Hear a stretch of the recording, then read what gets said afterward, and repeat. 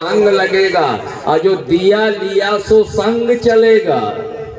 बच गया हो तो भोले महाराज को दे देना और बचा खुचा तो जंग करेगा। धीरू भाई अंबानी के लड़के मुकदमा लड़ रहे हैं, एक दूसरे का गला काट रहे हैं। छोड़ के जाओगे तो बच्चे मरेंगे।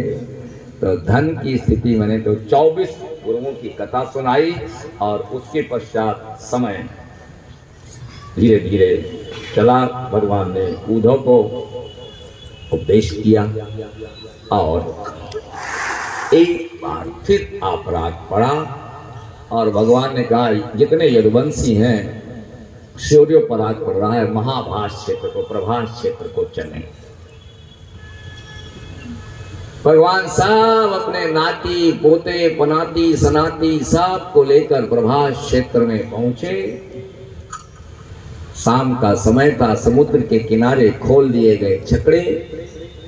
महिलाएं सब द्वारिका में, यदुवंशी सब साथ में। शाम के समय भगवान कृष्ण और बलराम अपनी तंबू रावटी में। शाम के समय यदुवंशियों ने दारू की बोतलें निकाली। अब जो है वो है महापानाभिमत्तानाम।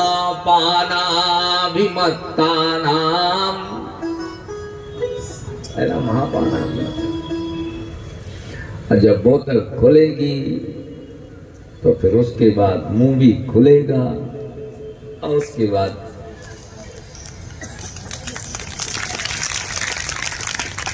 एक दूसरे की गाली गलौज हुई। नशे में एक दूसरे ने मारना, चाचा भतीजे को मार रहा है, भतीजा चाचा को मार रहा है। एक दूसरे सरेसु क्षीयमाणेषु अभज्यमाने धनुषस्तथा। तलवारें निकल आएंगी। चाचा को भतीजा काट रहा है, भतीजा को चाचा काट रहा है। भगवान देख रहे हैं नशे में। और जब धनुष टूट गए, तलवारें टूट गई, तो किनारे में समुद्र के घास सरकंडा जमा था और वो जो श्राप वाला लोहा था जिसे चूरन करके तुमने समुद्र में फेंकवा दिया था, वो लहरों से आकर के और उनमें घास की जड़ों में लग गया था। तुम्हारी मौत का इंतजाम हो गया था वो श्राप वाला। तो जब धनुष इनके टूट गए तो घास निकाल करके वो मारने लगे। वो वज्र की तरह लगने लगी और जिसके घास लगे तो वो लोहा जो नीचे चूरन था लगा और प्राण छूट गए। सब यदुवंशी मर गए। सात्विक इच्छा भी। बलराम जी ने देखा, भगवान की ओर नजर पड़ी और समुद्र के किनारे पहुंचे। ध्यान अवस्थित की स्थिति में आए और शेष नाग आया और भगवान को लेकर के चला। सहस्त्र बदना स्वराट। भगवान गोविंद पीपल के पेड़ के नीचे दिन निकल आया। दाहिने पांव के ऊपर बाएं पांव का रखे हुए भगवान के बाएं पांव में पद्म का निशान था, काला काला। उसी समय उद्धव पहुंचे। आप छोड़ रहे हो संसार। हाँ, अगर मैं आपके दर्शन करना चाहूं तो कहां होंगे आपके दर्शन? तो भगवान ने कहा देखो मैं धरा धाम को छोड़ के जा तो उधर रहा हूं, लेकिन अगर तुम श्रीमद् भागवत का अध्ययन करना शुरू कर गए तो इसमें मेरा स्वरूप है, मैं तुम्हें यहाँ दर्शन दूंगा। इसके श्लोक मेरा शरीर है, ये मेरा अक्षरावतार है उद्धव। भागवत खोल के बैठ जाओगे मैं तुम्हें दर्शन दूंगा, मेरी गोद में पड़े रहोगे तुम। अक्षरावतार है, मैं कहीं जा नहीं रहा हूं। एक बहेली आया, वो जो तिकोना लोहा बच गया था श्राप वाला, उसे एक मछली ने पकड़ा। मछली से मछुए ने उसे अपने बाण में लगा दिया और वही बाण उसने उठाया। देखा पीपल के पेड़ के नीचे कोई हिरन बैठा है जिसकी आंख चमक रही है और भगवान के पांव का पद्म चमक रहा था। उसने बाण छोड़ा, भगवान के लगा, भाग कर आया कि हिरण पड़ा होगा, गोविंद बैठे थे, चरणों पर गिरा। भगवान कहते हैं मां भय जरे भीतर सुन, तुमने मेरे मन का कार्य किया है भय जरे, व्याध मैं प्रसन्न हूं। मैं खुद ही जाने का कोई कारण चाहिए, जाने का कोई बहाना होना चाहिए, तो मुझे भी तो बहाना चाहिए। मैं जाना चाहता था, तुमने किया, जा तू प्रसन्न रहे। और लोगों ने कहा कि बाली ने ही दोबारा अवतार दिया, लेकिन ऐसा कोई सूत्र मिला नहीं। भगवान परमधाम की स्थिति की ओर चले और अब 7वें दिन का सूरज डगमगाया पश्चिम दिशा में, सूरज डूबने को आया। सुखदेव जी ने कहा राजन, इन 5-7 दिनों में मैंने तुम्हें बड़े सुंदर ज्ञान की चर्चा कही। जो लोग पहले दिन से कथा सुन रहे होंगे वे धन्य होंगे, बीच बीच में जो छोड़ छोड़ के आए हैं उन्हें कुछ छूटता गया होगा। पहले दिन मैंने तुम्हें बताया था राजन, सत्यो मुक्ति और क्रम मुक्ति। अगर तू मृत्यु से घबरा रहा है तो तुझे 1 मिनट में मोक्ष दे दूं।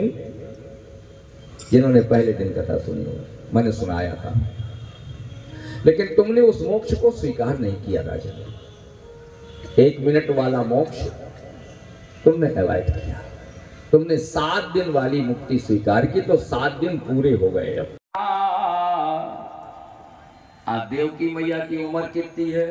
बाल तो सब डाले, पैदा हुए, घर में रहे, बाहर निकले तो नारद मारती गई। और जो एक बच गया, अष्टम वसु भीष्म पितामह, उनके जीवन का दुख शायद आज तक कोई प्राणी न भोगा होगा जितना गंगा पुत्र ने दुख भोगा है। जो यहां फंस गया वो फंस गया। तो भगवान ने कहा वो बालक हमें दे दो। 6 बालकों को ला करके तो भगवान को समर्पित किया। भगवान ने रथ में बैठ और देवकी मैया के गोद में डाले। ले माँ 6 की 6 ले, ये मेरे बड़े भाई हैं। देवकी ने एक को उठाया तो इस आंचल में लगाया, दूसरे को उठाया तो इस आंचल में लगाया, और जब वो पी चुका तो दूसरे वाले को लगाया, 6 को दूध पिलाया। वही बात कि हमारे प्रेम के खून का रंग ही दूध बन गया। और मैया देवकी ने अपने मरे हुए उन 6 बालकों को दुग्ध पिलाकर पान कराया। और सुखदेव जी महाराज कहते हैं, जिस दुग्ध का पान भगवान कृष्ण ने किया था उसे पी करके फिर वो अपने लोक को चले गए। और 6 के 6 उनका अब उद्धार हुआ। इतने चक्र घूमने के पश्चात बोलिए वृंदावन विहारी भगवान की। 10वें स्कंद का समापन करके 11 स्कंद में सुखदेव जी महाराज ने प्रवेश किया। कृत्वा दैत्य वधा कृष्णा सरामो यदभिर्वृता। संसार के सारे कार्य पूर्ण हुए तो देवता भगवान के पास में आए। महाराज अब चलने का समय आया है। इस धरती पर कोई आया तो जाएगा, भगवान कृष्ण हो चाहे राम हो चाहे हम हो चाहे आप। देवताओं ने कहा सरकार कार्य सब पूरे हो गए, अब अपने लोक को पधारो। तो भगवान ने कहा देवताओं अवतार लेकर हम यहाँ जिस लिए आए थे वो कार्य पूर्ण हो गया है, लेकिन इतना बचा है, इतना बचा है, उसे भी पूरा कर दें, फिर हम अपने लोक को आते हैं। देवताओं ने कहा क्या बचा है? बोले हमारा वंश बहुत बढ़ गया है, अपने वंश का नाश कर दें फिर आ रहे हैं, नहीं तो ये इतने आतंकवादी हो जाएंगे कि एक बार हमें इनके लिए अवतार लेना पड़ेगा। इसलिए हम समेट के जाना चाहते हैं। यदुवंश को। भरवा के नागा जी थे, आप मिले होंगे। नागा जी इंगोटा रहते थे, बड़े अच्छे दिव्य संत थे। सन 75, 80, 82, 85 में उनकी हत्या हुई थी। बरुआ में रहते थे, दिव्य संत थे। कहाँ के थे, कैन थे, कुछ पता नहीं था, इतने बीत राग संत थे। अभी आपने सिसोलर वाले महाराज जी को देखा होगा, उनके वो पहले थे, उनके गुरु थे। तो उनको हमारे पिता, वो जितनी यज्ञ करते थे तो मेरे पिताजी वहां पर भागवत सुनाया करते थे। तो फिर हमारे पिताजी दंड संन्यास ले लिए। तो जब दंड संन्यास, फिर एक भागवत हुई, तो हमारे गांव में जब भागवत हुई तो सब लोगों ने कहा नागा स्वामी अगर आ जाए यज्ञ में, 1 घंटे को आ जाए तो यज्ञ सफल हो जाएगी। तो बोले कोई नहीं, उन्हें ला सकता है, वो भरुआ नहीं छोड़ते, अगर ये देश के पिताजी आ जाए तो आ जाएंगे। तो हम गए, उनको लेवा के लाए। हमको आप कह दीजिए तो नागा जी हमारे गांव में 1 घंटे को आ जाए, कहना आ जाएंगे, लाओ कार लाओ। उसमें 11 स्कंद का चालू हुआ, और उसके बाद अब 30 अध्याय में भगवान का बड़ा सुंदर ज्ञान। फिर यदुवंश का नाश आया। अब दूसरे अध्याय से 9 योगेश्वर और भागवत धर्म का स्वरूपण हुआ है। एक बार गोविंद भुज गुप्तायाम द्वारवत्याम कुरुद्वः अवासीत नारदो भीक्षणं कृष्णोपासन लालसा। भगवान कृष्ण के दर्शन करने के लिए नारद जी हमेशा 2 दिन में 10 दिन में द्वारिका आते जाते रहते थे। एक बार नारद जी आए तो वसुदेव जी ने बैठा लिया, नारद जी इधर आओ। तमेकदा तु देवर्षि वसुदेवो गृहागतम। व्यास पुत्र कहलाते, पार्वती की कथा सुनाते। तुम व्यास पुत्र कहलाते, भागवत की कथा सुनाते। तुम मुक्ति दिलाने वाले, मुक्ति दिलाने वाले, तुमको लाखों प्रणाम, तुमको लाखों प्रणाम। हरि ज्ञान सुनाने वाले, गुरु ज्ञान बताने वाले, तुमको लाखों प्रणाम। मैया बैठे रहिए, यजमान मत भूला करेंगे, बाकी आप आरती के बाद कर देना। माई बैठ जाइए, कृपा करके बैठिए। अभी हम कथा कर रहे हैं, अभी हम कथा सुना रहे हैं, अभी कथा चलेगी आधा घंटा 15 मिनट। आप बैठे तो सही। वाले तुमको लाखों प्रणाम, तुमको लाखों प्रणाम। बताने वाले, हरि नाम सुनाने वाले, तुमको लाखों प्रणाम, तुमको लाखों प्रणाम। सुखदेव जी महाराज विदा हुए, उत्तर दिशा की ओर चले गए और राजा परीक्षित अपने स्थान पर बैठ गए और एक पीला पीला चादर अपने ऊपर ओढ़ लिया चारों तरफ से। 7 बजे का समय, सूर्य अस्ताचल की ओर। अभी सूरज डूबने में 3 मिनट शेष था। लाल तक्षक वहां से चला और मृत्यु 1 सेकंड पहले नहीं आ सकती। उसने देखा अभी सूरज डूबने में समय है, तो पीपल के वृक्ष के नीचे बैठ गया। द्विज रूपा प्रतिच्छन्ना, ब्राह्मण का वेश बनाया था तक्षक सांप, पीपल के नीचे बैठ गया। कहीं से भटकता हुआ एक ब्राह्मण आ गया, तक्षक नाम का ब्राह्मण। उसने कहा कहाँ जा रहे हो? बोले परीक्षित के यहाँ। परीक्षित के यहाँ तो हम भी जा रहे हैं। तुम काहे जा रहे हो? बोले कोई तक्षक पक्षक शायद आ गया।